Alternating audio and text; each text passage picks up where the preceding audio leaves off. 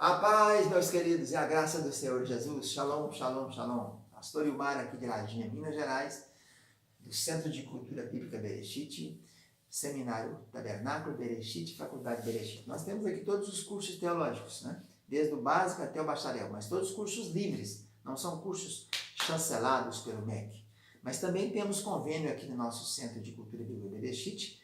Desde 1992 estamos instalados aqui na região Sul Capixaba, Leste Mineiro, com mais de 2.000 alunos passando por aqui, mais de 700 que já se formaram. Nós temos também o curso da faculdade oficial do MEC, que é a FACETEM.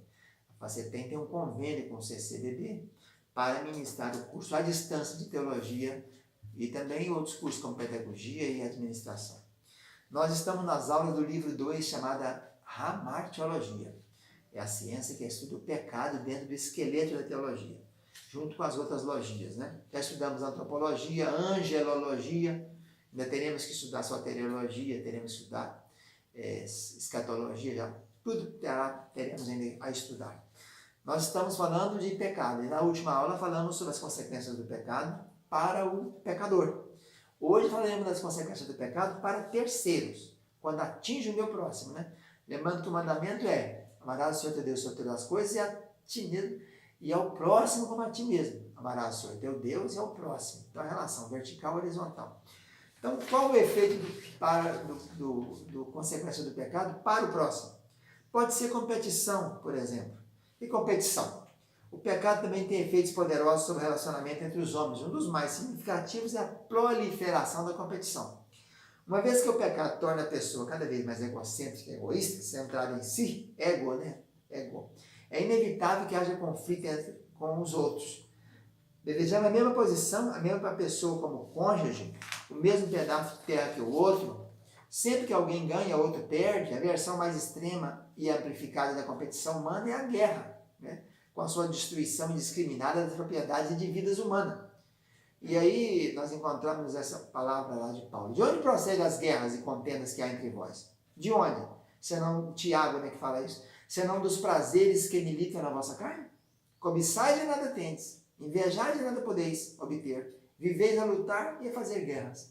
Então é o primeiro item do relacionamento da consequência do pecado para o meu próximo, é a competição que cria entre o sujeito e o próximo. Segunda coisa é a incapacidade de ser empático. O que é empatia? Empatia é o relacionamento. Ou você é simpático ou é antipático, ou é contra a empatia ou a favor da empatia. Então é aquela capacidade de relacionar, né, que temos com os nossos irmãos. Então, estando preocupados com nossos desejos, reputações e opiniões pessoais, vemos apenas pelo nosso ângulo. Então você vai deixar de ser simpático, você vai ser antipático. O que é um ser antipático? É aquele ser que não relaciona com o outro, que desdenha do outro, que só pensa em si mesmo, né? Que não tem esses relacionamentos. Então, Filipenses 2 diz isso: tende em vós o mesmo sentimento também que houve em Cristo Jesus, que esvaziou-se de si mesmo para atender o seu próximo. Terceira consequência do pecado com relação para o próximo, eu pequei, qual a consequência para o meu próximo? É a rejeição de autoridade. Que é isso? É com frequência uma ramificação social do pecado. Se encontrarmos a segurança em nossas posses e realizações, uma autoridade externa é ameaçadora. Então você não aceita a interferência de outro poder sobre si, de outra pessoa que esteja tentando lhe ajudar ou coordenar. Então você distancia-se do seu próximo. Ela restringe a nossa liberdade de fazer o que queremos. É preciso resistir a ela ou desconsiderá-la para que possamos ser livres para agir como desejamos. Nesse nosso processo, é claro, muitos direitos de terceiros podem ser atropelados nesse processo aqui, né? Quando eu rejeito a autoridade. Então, a consequência do pecado para terceiro é essa: primeira, competitividade, competir, depois a incapacidade de ser simpático, depois a rejeição da autoridade e, por último, a incapacidade de amar, né? Quem ama não vai fazer isso, né? Por isso, o mandamento diz: amar ao próximo como a si mesmo. O que eu quero para o meu próximo, eu quero para mim mesmo. Então, o pecado resulta nessa incapacidade de amar. O pecado é uma questão séria, seus efeitos se alastram, afetam o nosso relacionamento com Deus, conosco mesmos e com homens. Agora veremos também nessa aula a magnitude do pecado. Falando de magnitude do pecado, o que seria isso? Magnitude quer dizer tamanho, extensão, né? Magnum, na palavra latina, quer dizer aquilo que é grande, a magna, grande, algo. Então, como nós já examinamos a natureza do pecado, a fonte do pecado, os efeitos do pecado, precisamos saber qual que é a sua magnitude, qual a extensão, a intensidade, né? Até que ponto que vai, né? Então, nesse item sobre magnitude do pecado, nesse item, nós veremos então a extensão do pecado no Velho e Novo Testamento, a intensidade do pecado, e depois falaremos sobre a depravação total. Então, começamos pela extensão do pecado. A pergunta é, ó, o pecado é universal? Sim, é universal. O dilúvio foi universal também. Todos os homens, sem exceção, são pecadores. Todos pecaram e por isso carecem da graça de Deus, né? E o que é salvação? É de graça, né? A misericórdia do Senhor. Nós não merecemos, não fazemos nada para obtê-la. É pela graça, né? A universalidade do pecado é ensinada de várias maneiras em vários trechos da Escritura. Na época de Noé, o pecado da raça era tão grande e amplo que Deus resolveu destruir tudo, exceto Noé, né? Aquelas 8 almas ali. Então, mesmo depois do dilúvio, destruiu os perversos da terra. Deus descreveu também a situação de Sodoma e Gomorra, que também na cidade de Sodoma e Gomorra demais Zeboim, também foram destruídas totalmente, né? Então, Romano diz, não há homem que peque, todos pecaram e carecem da glória de Deus. No Novo Testamento, isso aí no Velho, mostrando então essa amplitude do pecado na lição de Noé, na lição de Sodoma e Gomorra. Mas no Novo Testamento, nós temos também Romanos 3, que Paulo cita o Salmo 14, 53, e ele diz, né, não há justo nenhum sequer, não há quem entenda, não há quem busque a Deus, todos se extraviaram e a uma se fizeram inúteis. Não há quem faça o bem, não há um sequer. Ninguém será justificado por obras da lei.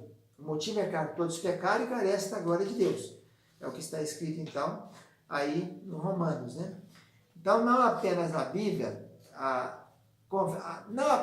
afirma com frequência que todos são pecadores, como também pressupõe em toda parte. Note, por exemplo, que a exigência do arrependimento abrange todas as pessoas. Paulo, lá no Areópago, em Atenas, né? Não levou Deus enquanto os tempos da ignorância. Agora, porém, notifica aos homens que todos em toda parte se arrependam. Então, Paulo, fazendo aquele discurso lá em Atenas, né? Para os atenienses que só cuidavam das novidades na praça, lá no Areópago, ele mostra isso. E, portanto, todos têm que se arrepender para nascer de novo. Nascer de novo é voltar àquele tempo do novo, voltar ao tempo do Adão antes de pecar. Quando a imagem semelhante de Deus serão restituídas, devolvidas. E através de Cristo é que nós possamos nascer de novo. Cristo é o novo Adão. Isso nós vimos em antropologia, né? Então, outra prova da universalidade do pecado é que todas as pessoas estão sujeitas à penalidade do pecado, a morte, né? Vimos as consequências do pecado, uma delas é a morte, tanto física como espiritual como eterna. Agora, no quesito intensidade do pecado, nós vamos ver que quão pecaminoso é o pecador. Qual a profundidade do nosso pecado? Somos basicamente puros?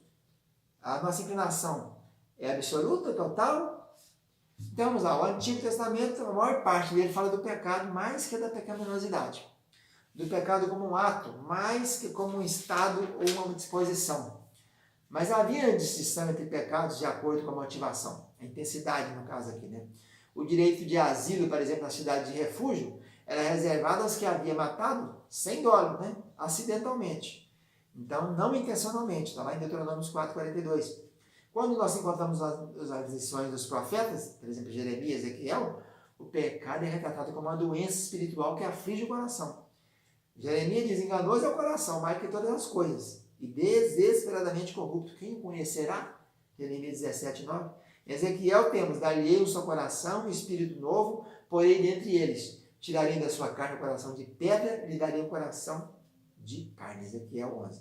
Davi, quando retrata no Salmo 51 a situação do seu pecado, nós vamos ter uma aula sobre isso aqui, Davi fala que nasceu na iniquidade, foi concebido em pecado, versículo 5. Ele fala que o Senhor deseja a verdade no íntimo e que é preciso receber no recôndito do coração o ensino da sabedoria, versículo 6. O salmista ora para ser lavado e purificado, versículo 2. Purgado e lavado, versículo 7.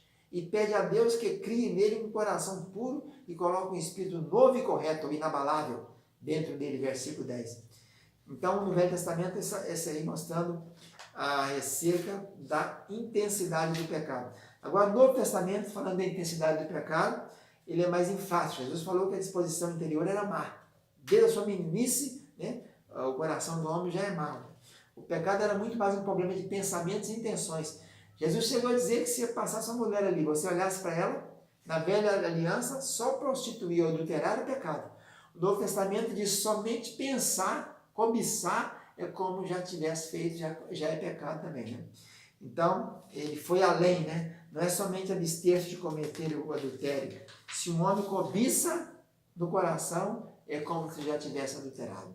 Então, a intensidade é muito maior do Novo Testamento. O testemunho pessoal de Paulo também fala sobre isso, né? Mostrando que a corrupção da natureza humana produz os pecados. Ele diz, vejo nos meus membros, Romanos 7,5, depois 7,23, uma outra lei que, guerreando contra a lei da minha mente, me fez prisioneiro da lei do pecado que está nos seus membros.